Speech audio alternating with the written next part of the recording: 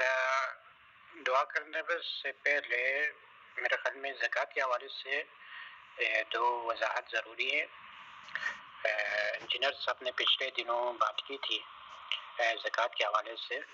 تو جو ہمارے کاروبار ہے، عموماً ہمارے ہاں دکان ہوتی ہے، تو دکانوں میں جو چیزیں دکان کے استعمال کے لیے لگی ہوتی ہے، جیسے فریج ہوا یا ڈیکوریشن کے اوپر چیزیں ہوتی ہے، وہ چیز جب آپ حساب کرتے ہیں تو آپ کا سرمایہ تو اس میں شامل نہیں ہوتا ہے۔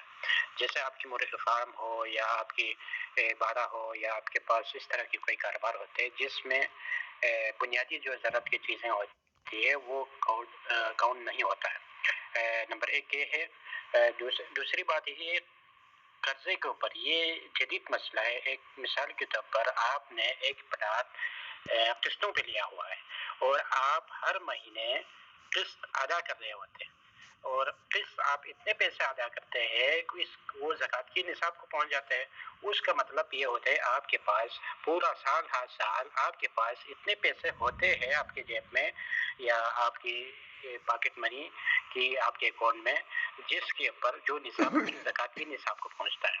تو علماء نے یہاں پہ یہ کہا ہے کہ اگر کوئی کرائے کے گھر پہ رہتا ہو اور اس کے پاس اتنے پیسے ہو یا اس نے کہیں پر قسط کے لیے قسط پر کوئی پلاٹ یا مکان خریدا ہوا ہو، وہ قسطوں پر وہ قسط ادا کر رہا ہو، ہم تو چھوٹے لیول پر بات کرتے ہیں، کچھ لوگ کروڑوں کی وہ زمین لیتے ہیں یا گھر لیا ہوتا ہے اس کے قسط ادا کر رہا ہوتا ہے، تو اس میں علماء نے یہ کہا ہے کہ اگر وہ پلاٹ یا وہ گھر وہ اپنے رہائش اور اپنی ضرورت کے لیے لے رہا ہے تو اس میں سے وہ اپنی پیسے میں سے اپنی سال کا جو قسط ہے اس کو نکالیں گے۔ اس کو نکالنے کے بعد بقیہ پیسے پر وہ زکوٰۃ ادا کریں گے۔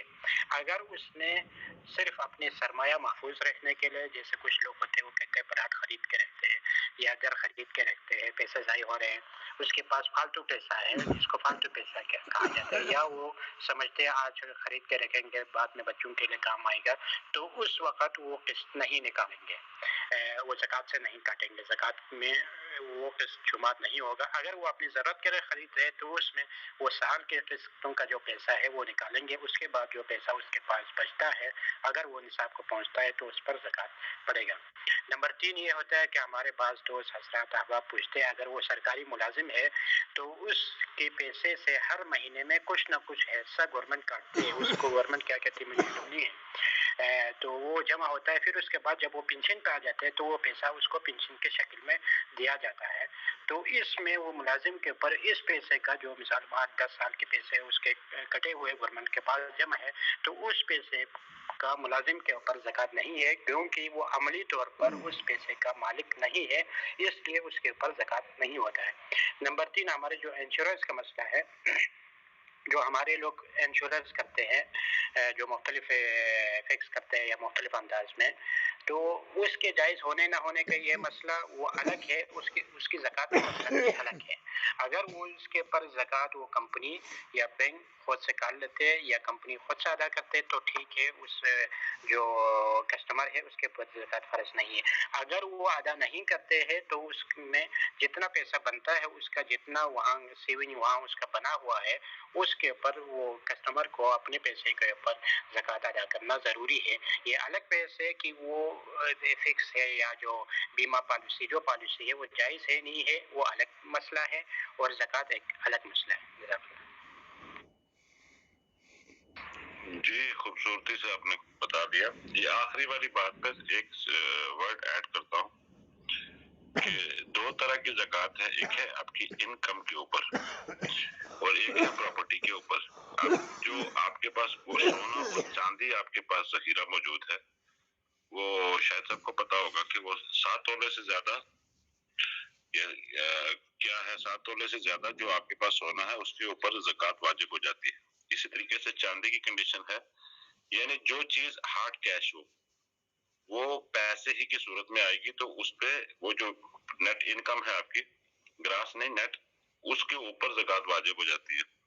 باقی رہے پراپرٹی کے اوپر تو اس کے اندر جو آمدنی حاصل کرتے ہیں آپ زراعت کی وجہ سے، اس پہ علیحدہ ہے، اور جو کل پراپرٹی آپ کی وہ علیحدہ ہے۔ تو یہ اسی طریقے سے ہے، لیکن پتہ نہیں ہم اس کو بہت ہلکا لیتے ہیں زکوٰۃ کو۔ زکوٰۃ بیسک فنڈامنٹل ہے اسلام کا، جو آپ کی معیشت کو کھڑا کرتا ہے اپنے پیروں پر. تو بہرحال شکریہ. تو دعا کروا لیں شکیل بھائی، تو پھر انشاءاللہ تعالیٰ آگے چلتے ہیں. ٹھیک ہے، دعائے مجلس پڑھ لیا. سبحانک اللہم ربنا وبحمدک اشہد ان لا الہ الا انت استغفرک واتوب الیک.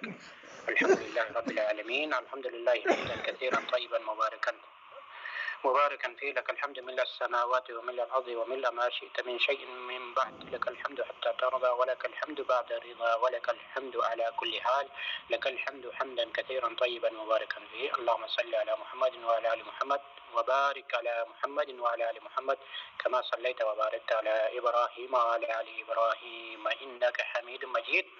ربنا آتنا في الدنيا حسنة وفي الآخرة حسنة وقنا عذاب النار. ربنا ظلمنا أنفسنا وإن لم تغفر لنا وترحمنا لنكونن من الخاسرين. اللهم إنا نسألك الهدى والتقى والعفاف والغنى والمعافاة في الدنيا وفي الآخرة، ونسألك علما نافعا وعملا متقبلا ورزقا طيبا، ونسألك الصحة والعافية والمعافاة في الدنيا وفي الآخرة. اللهم إنا نسألك العفو والعافية. اللهم إنا نسألك العفو والعافية. اللهم إنك عفو كريم تحب العفو فاعف عنا.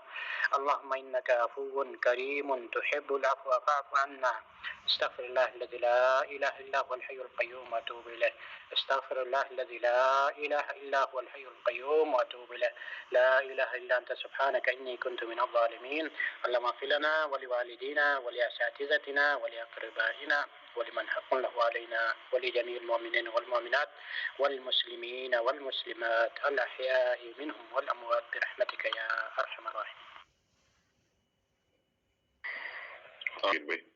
ابھی کسی نے کوئی بات کر دی